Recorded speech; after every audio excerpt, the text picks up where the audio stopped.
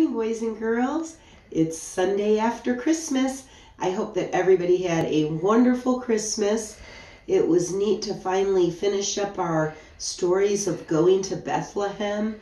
Remember that we started with the prophet going to Bethlehem, and then the Holy Family, and then the shepherds and the Magi, and finally we met the Christmas child, Jesus.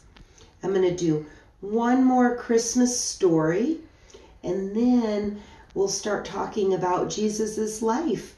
Now that he's been born, we can see what happened when Jesus was a little child, and then we can see all of the wonderful things that he did and the lessons that he taught people while he was here on earth. For today, we're going to read a Christmas carol. You may have seen a little movie or read this book before. It's a pretty popular story. Now, there are some ghosts in this story, and I like to think of the ghosts kind of like the angels when they came and told Mary and Joseph and told the shepherd that Jesus would be born. I like to think of these ghosts kind of like the angels coming to tell something that's important. Once upon a Christmas Eve, Scrooge was counting money.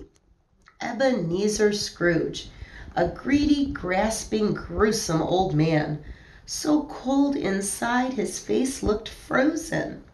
He cared for no one, and now his only friend, Marley, was dead.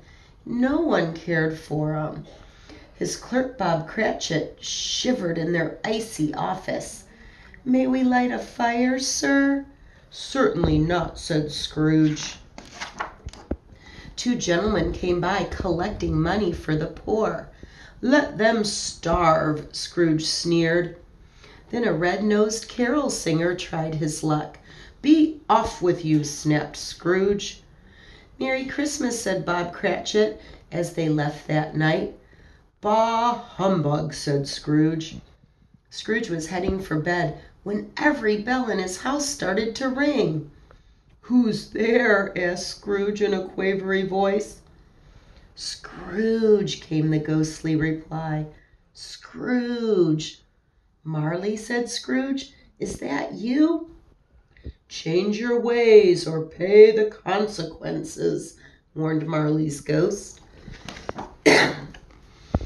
"I cared only for money," moaned Marley. "Now money and misery are my only company. Clanking chains and cash boxes for all eternity." What a dreadful wail of torment. Marley turned to go. "Wait," Scrooge cried. "What is this to do with me?" "Tonight you will be visited by 3 ghosts.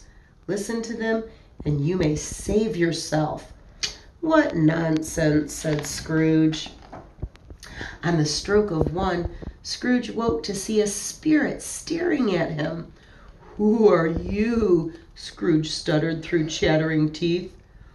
"I am the ghost of Christmas past. Rise and walk with me." They floated to a deserted schoolroom where a lonely boy sat, hunched in gloom. "That poor boy is me," murmured Scrooge in surprise. "Oh, I wish I had given the carol singer something." With a whirl and a twirl, they were off to a dance. "It's my old boss. He sure knew how to throw a Christmas party," cried Scrooge. "And was that Scrooge's sweetheart from so many years ago?" "I cannot marry you," she cried. "Ebenezer, you only love money." "No more memories," shouted Scrooge, and he slammed down the ghost's hat hard on his head. The ghost sank into the floorboards with a sigh. The clock struck again, and a second ghost appeared. "Merry Christmas, Scrooge. I am the ghost of Christmas present. Celebrate with me." Scrooge and the spirit soared through the air, seeing Christmas joy wherever they went. It lit up the night like stars in the sky. In grand houses all around town, people were eating, drinking, and making merry. Even the Cratchits, with a simple meal for their Christmas feast, were full of cheer. God bless us, everyone, said Tiny Tim, the youngest. He looks pale, thought Scrooge. Is he sick? The spirit's response echoed in his head. If things go on as they are, he won't see another Christmas. Oh no, I think that little boy is not well. Somewhere a clock chimed and the spirit faded away. As Scrooge shivered in darkness, he saw a hooded phantom coming closer. Are you the ghost of Christmas yet to come? Asked Scrooge. The phantom said nothing, but pointed a bony finger. A group of men were talking about someone. He's dead and good riddance. No one will miss him. No one even liked him. I wonder who they were talking about. Who is this man? Scrooge asked. This unfortunate, unmourned soul. The spirit stayed silent, his bony hand pointing to a gravestone. That says Ebenezer Scrooge. Trembling, Scrooge read the name engraved upon it and looked at the spirit in horror. No, he begged, don't let me die. I can change. I will change. He ran to clutch the spirit's arm, and it turned into his bedpost. I'm alive, he shouted, leaping for joy. Alive! Scrooge raced to his window. What's today, boy? The boy said, Christmas Day, of course. Buy me the biggest goose you can find, Scrooge ordered, and hurry. The boy was soon back. Scrooge chuckled with glee.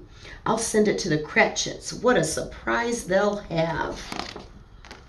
Everyone had a surprise, for Scrooge did change.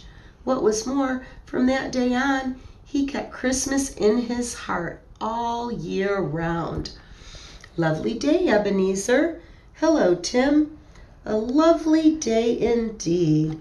It looks like he even helped the little sick boy. The end. Boys and girls, that story reminded me of one of our Bible stories. Remember the man Zacchaeus? He was that greedy tax collector that took everybody's money. Nobody wanted to give him a second chance either, just like Scrooge. But God knew that people deserved a second chance, and Jesus gave Zacchaeus a second chance, and he ended up being a very good guy and giving back all of the people's money.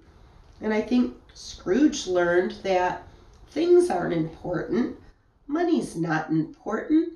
If you only care about your things and your money, you might forget about the love and joy that you get from people and being with people. Excuse me, and being kind, right?